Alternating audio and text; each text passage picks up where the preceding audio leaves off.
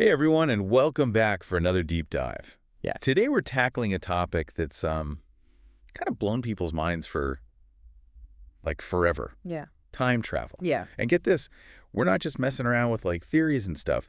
We're going to look at some actual possible evidence that suggests time travel might be happening all around us. Oh, wow. It's crazy.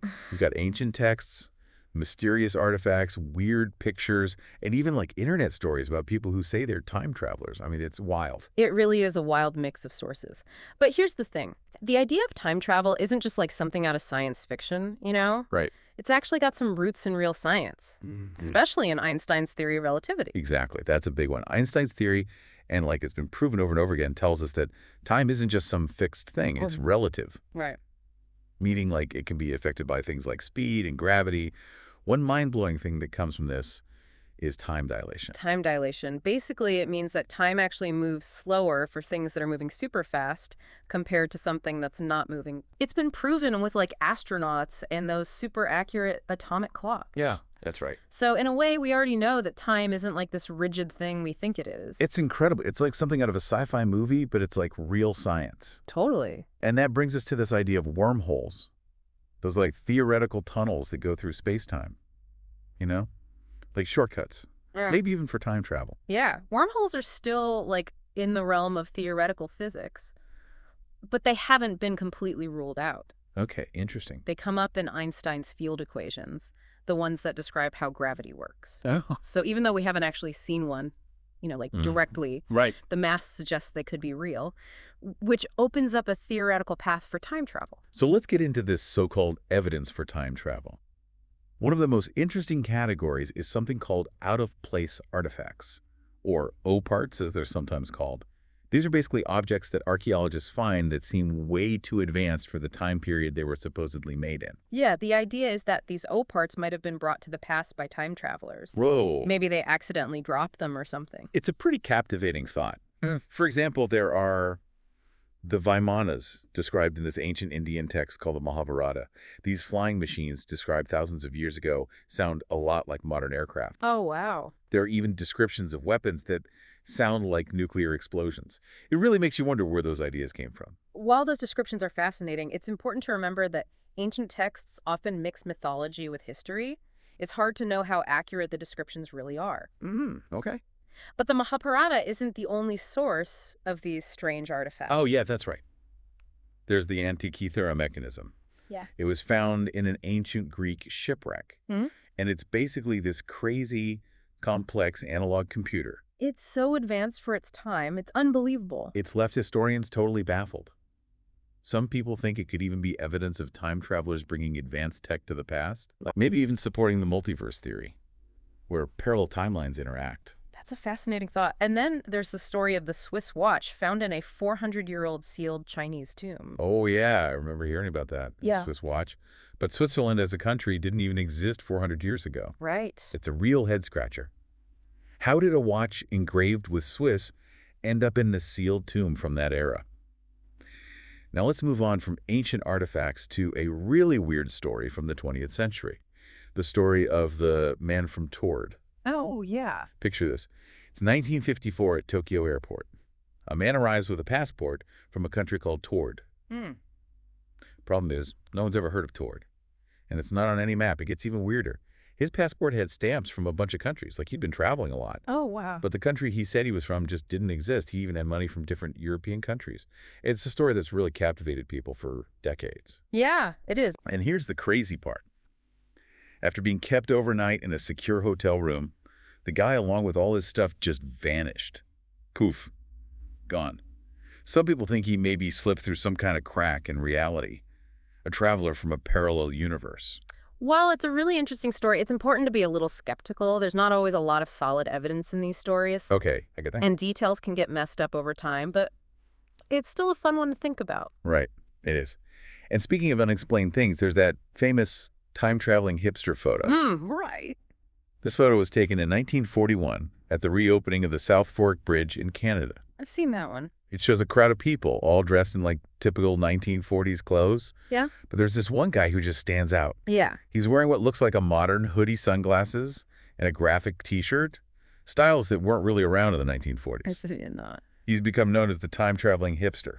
But couldn't there be, like, simpler explanations? You know, maybe fashion trends from back then just came back around. Or maybe what he's wearing was, like, a small trend back in the 40s that people have just forgotten about. That's a good point. I hadn't thought of that. Yeah. But let's move on to our next stop on this time travel evidence train, Oh. the internet. We're talking about the story of John Teeter, Oh, yeah. who said he was a time traveler from the year 2036, Right. 2036. and he showed up on online forums in the early 2000s. John Teeter's story is one of the most fascinating and debated internet mysteries ever. It really is. He said he was a soldier sent back in time to get an IBM 5100 computer. He said they needed it in the future to deal with some kind of Y2K problem. What's interesting is that his story brings up the idea of time travel paradoxes, Right. like the classic grandfather paradox. For those who don't know, the grandfather paradox is this idea that if you went back in time and killed your grandfather before your dad was born, you'd basically prevent yourself from ever existing. Right. It's really complicated. It does. So how could Teeter do things in the past without messing up the future he came from? It's a mind-blowing concept. That's the whole point of the paradox. It challenges how we think about cause and effect in a linear timeline. But let's get back to John Teeter.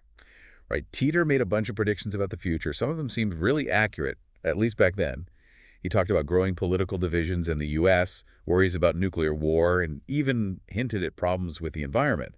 And then, just like the man from Tord, he disappeared from the internet in 2001, leaving everyone wondering if it was all a hoax, or some creative writing experiment, or something way more interesting. It definitely makes you think. But now let's move on from these stories and talk about some of the scientific theories that try to explain how time travel might actually work, Okay, assuming it's even possible. we'll start with the multiverse theory. That sounds great. Let's do it. Okay, so the multiverse theory, I've heard of this, but to be honest, it's a little confusing. Can you break it down for me and for our listeners a little, Of course. bit? Sure. The multiverse theory basically suggests that our universe isn't the only one. Okay. Instead, there could be an infinite number of parallel universes, Right. each one a little different from our own. It's a mind-blowing idea, It is. but it actually has some basis in theoretical physics. So are you saying there could be a universe where, I'm a famous astronaut? Or one where dinosaurs never died out? Exactly. Yeah. In the multiverse, every possible outcome of every single event could exist in its own separate universe. It's like a choose-your-own-adventure book with infinite pages. That's wild. Yeah. So how does time travel fit into all this? Well, if time travel is possible in a multiverse, it wouldn't actually change our past. Yeah. Instead, when you travel back in time, you might create a split in the timeline, Yeah. leading to a new branch of the multiverse, a whole new reality where the changes made by the time traveler happen. So you wouldn't be changing your own past. You'd be creating a new universe with a different history. Okay, I think I'm starting to get it. So it's not like those time travel movies where if you go back and step on a butterfly, you erase yourself from existence. Not necessarily, no. In the multiverse, stepping on that butterfly might create a universe where you never existed, but it wouldn't affect you in the original timeline. Pretty complex idea, It is, but fascinating. definitely. And how does this multiverse idea relate to things like the Mandela effect, where lots of people have totally different memories of certain events? That's a great question. The Mandela effect is when large groups of people misremembered the same thing about something that happened in the past. Right, I remember the Berenstain Bears being spelled Berenstein, Exactly. even though it's always been Berenstain. Right. Some people who believe in the multiverse theory say that these memory differences could be like glimpses into other realities, where those events actually happen differently. So we might be getting these little hints of other universes through these shared false memories. That's kind of spooky, but also super cool. It is pretty cool. Now let's talk about another theory that's getting more popular. Especially with all this technology we have, the simulation hypothesis. This one gets really meta. Oh, yeah. The simulation hypothesis. This is where things get really trippy, right? It basically says that our reality might actually be a super advanced computer simulation created by a more advanced civilization, maybe even our own descendants in the far future. Exactly. And if that's true, then time travel might not be about bending the laws of physics. It might be more about manipulating the code of the simulation. So instead of building a time machine, we need to hack the system. Kinda, yeah.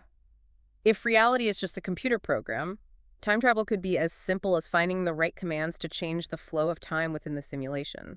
Of course, simple is relative here. We're talking about tech that's way beyond anything we can imagine right now. Right, that makes sense. So in a simulated reality, time travel would be like hitting rewind or fast forward on a video game. You're not changing the rules of the game, you're just changing your position in it. Exactly. Now, obviously, the simulation hypothesis is still highly speculative, but it's a really interesting way to think about time travel. It suggests that maybe our idea of time being linear and unchangeable is just a part of the simulation, not an actual property of reality. Wow, it really makes you question everything you thought you knew about reality. It does, and that's one of the coolest things about thinking about time travel.